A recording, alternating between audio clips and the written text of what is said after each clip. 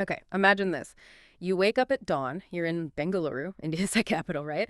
Then you face this just grueling 2-hour commute, gridlock traffic just to get to your IT office by 8 a.m. And then picture your workday stretching out. 12 hours, maybe more, with overtime.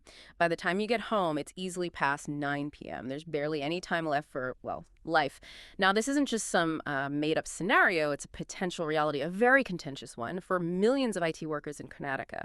We're doing a deep dive today into this proposal, the one that could push daily work hours to 12, including OT. And it's not just a minor tweak. It feels like a really high-stakes gamble, you know? Announced after a stakeholder meeting in June 2025, it forces us to ask, is this about necessary flexibility for a global industry? Or is it, as some critics are saying, a step towards modern-day slavery? We're going to unpack all of that for you, pull out the key insights, the surprising bits from the heart of this whole debate. So let's set the scene properly. Karnataka, particularly Bengaluru, it's absolutely the Silicon Valley of India, no question. And that's not just a cool nickname. It's an economic powerhouse. We're talking over 38% of India's entire IT exports coming from there. Just to give you a sense of scale, the state GSDP, gross state domestic product, was around 22.4 lakh crore in 2023-24. Now, for listeners maybe not familiar, a lakh crore, that's roughly 2.7 trillion US dollars.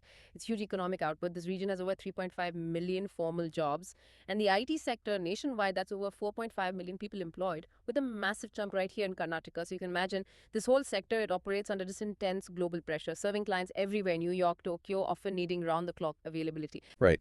And what's really striking, especially given that global pressure you mentioned, is how dated some of the rules are. Think about it. The main labor law, the Karnataka Shops and Commercial Establishments Act, is from 1961. Wow, 1961, that's really pre-digital era stuff. Exactly, pre-digital, and it caps daily work at 9 hours, maximum 10 with overtime. And the overtime limit over 3 months, only 50 hours. Pretty restrictive for today's world. Yeah. So these recent talks, specifically that June 18th, 2025 meeting with the labor commissioner, H.N. Gopalakrishnan, Yeah. they're looking to change this, fundamentally. The idea is 10 hours standard daily work, but up to 12 hours including overtime. Okay, so 10 standard, 12 max with OT. Correct. And that 3-month overtime limit, it would jump massively to 144 hours. 140, wow, that's quite a leap from 50. It really is. Yeah. And the government frames this as, aligning with national labor reforms, offering flexibility needed for global demands. And look, it's not happening in a vacuum. Other states, Gujarat, Maharashtra, UP, several others, they've already made similar changes. Andhra Pradesh just moved to 10-hour days, trying to attract investment. But we should remember, Karnataka tried something even more drastic in 2024. The 14-hour day proposal. That's the one. It got shelved after a huge backlash. So there's history here. So it really sounds like this massive disconnect, doesn't it? A 1960s law trying to manage, 21st century global tech hub. Given that, maybe it's not surprising companies are pushing hard for this change. They're saying these longer hours aren't just helpful, they're absolutely essential. To stay competitive globally, let's dig into that perspective a bit. You've got these huge firms, TCS, Wipro, Infosys, operating across all these time zones. They're dealing with incredibly tight deadlines all the time, especially, during crunch time on big projects. And there have been suggestions, right, that aligning with global 12-hour shifts could actually help manage crises. Like, remember the Microsoft outage in 2024? Yes. Apparently, extra hours were needed then just to hit deadlines. And the sector's growth, it's undeniable. NASSCOM data shows IT exports went up 8.6% to $245 billion in 2023-24. So from a company angle, this flexibility looks like a key ingredient.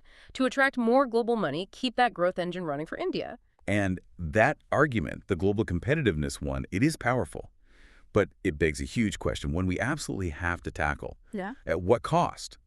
What's the real cost of this flexibility? Because, when you factor in the reality on the ground, especially Bengaluru traffic. Oh, the traffic. Exactly. It's infamous.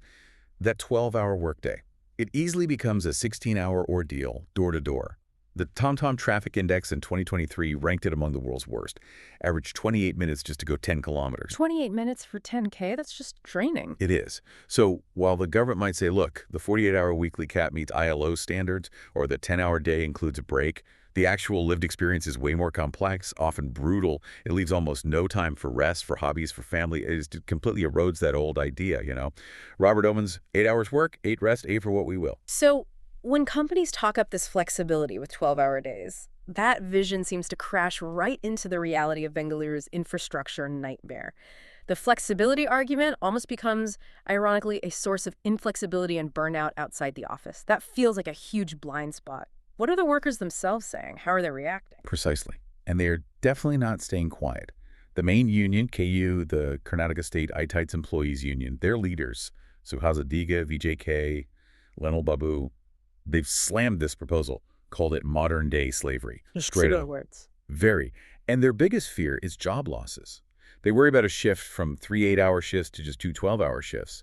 That could potentially wipe out a third of the jobs. We're talking maybe 4.5 to 6.8 lakh positions just in Karnataka. That's hundreds of thousands of jobs. Wow. That's a massive potential impact on employment. Huge. And beyond jobs, there's the mental health angle. Work-life balance. It's a major, major concern. There was this 2024 State Emotional Wellbeing Report. It found 0% of corporate employees under 25 in India suffer from anxiety. 90% under 25. 90%. And overwork was cited as a key driver. Just let that sink in. 9 out of 10 young professionals.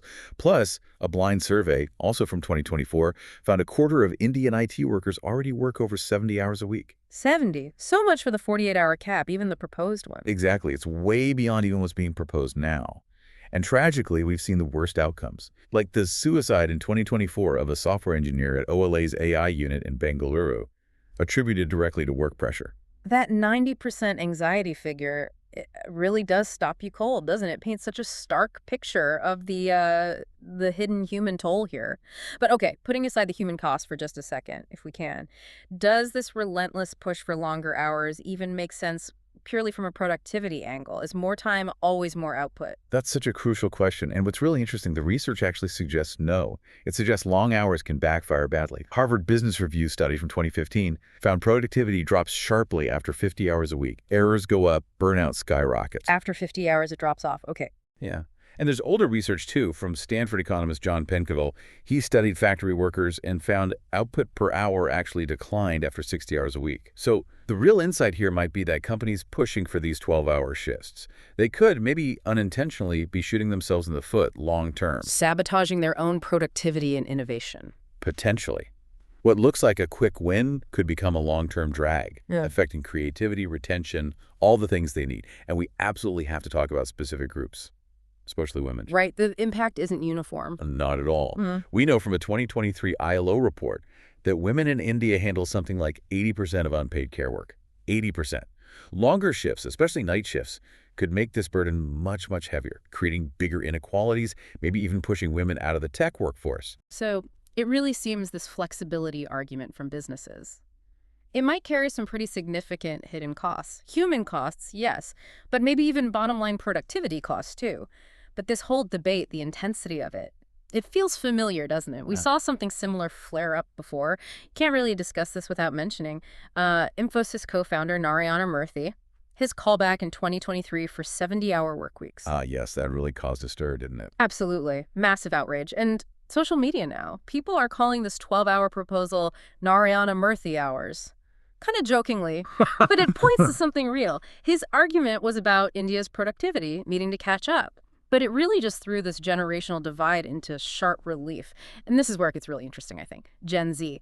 They're a huge growing part of the IT workforce now. And study after study shows they prioritize work-life balance differently, often over just chasing the highest paycheck. That's a definite trend. Yeah, a 2024 Unstopped survey found 72%, nearly three-quarters, valued flexibility above everything else. So forcing longer hours, it genuinely risks a mass exodus, especially of these younger, skilled workers, the very people the industry needs for the future.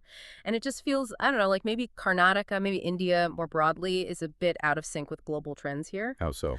Well, you look at places like the Netherlands, averaging under 30 hours a week.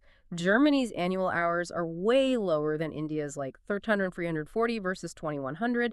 Even China, after all the criticism of its 996 culture. 9 a.m. to 9 p.m., 6 days a week. Right, that intense schedule. Even they seem to be rethinking it because of the backlash. Meanwhile, France has actual right to disconnect laws. You can legally ignore work email after hours. It's just a different direction. And connecting that back to Karnataka's leadership, they see this proposal very differently. For them, it's strategic. It's about attracting investment, yes, but also fiercely competing with Hyderabad, Mumbai domestically, but also on the global stage. They see it as necessary evolution. But, and this is the critical but, it raises this huge question about sustainability. Is pushing workers harder the path to long-term economic gain? Or could it backfire, lead to more sick days, higher employee turnover, which ultimately costs companies more money in hiring and training? It's a gamble. A very expensive gamble if it goes wrong. Exactly. And it's not like longer hours are the only way. We've seen experts point out that truly flexible models, remote work, smarter scheduling, staggered shifts, they could boost efficiency without mandating these long, grueling days. It's about adapting to global needs without sacrificing well-being. So looking ahead, if Karnataka does go through with this, what happens next? It seems obvious that really strong safeguards are crucial, absolutely critical. We're talking about genuinely fair overtime pay, not just promised, but enforced, mandatory rest periods that are actually taken, and real mental health support, not just, posters on the wall, but actual accessible resources. And what about technology's role in all this? AI, automation. They're changing the IT landscape so fast. They really are. Could that be part of the solution?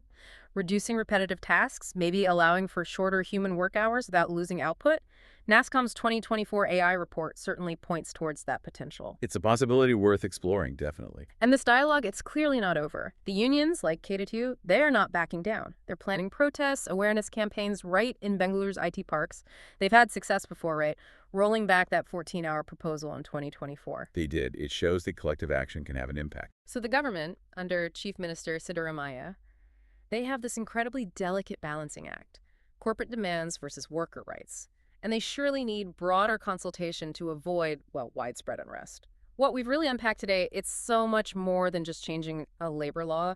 It feels like a high-stakes gamble for Karnataka's future. It pits that relentless drive for economic growth squarely against the fundamental well-being, the mental health, the social lives of this huge workforce. Yeah, the debate is incredibly complex. It pulls in everything from Bengaluru's traffic jams to the national mental health crisis we touched on to these big global shifts towards valuing work-life balance more. There are no easy answers here. The best path forward, it seems, it probably lies in finding that tricky middle ground, that sweet spot, using new tech smartly, embracing flexibility in a way that actually benefits both the company and the employee. And underpinning it all, protecting and respecting workers' rights, that has to be paramount. So for you, our listener, maybe the provocative thought to leave you with is this. As India's tech engine keeps roaring, which path will Karnataka choose? Will it truly innovate its work culture, maybe set a new global standard for balance? Or will it risk turning its amazing, vibrant tech ecosystem into a kind of pressure cooker, where human potential gets squeezed and strained instead of being nurtured and celebrated? It's a huge question, with really profound implications for millions of people and maybe for how we all think about modern work itself.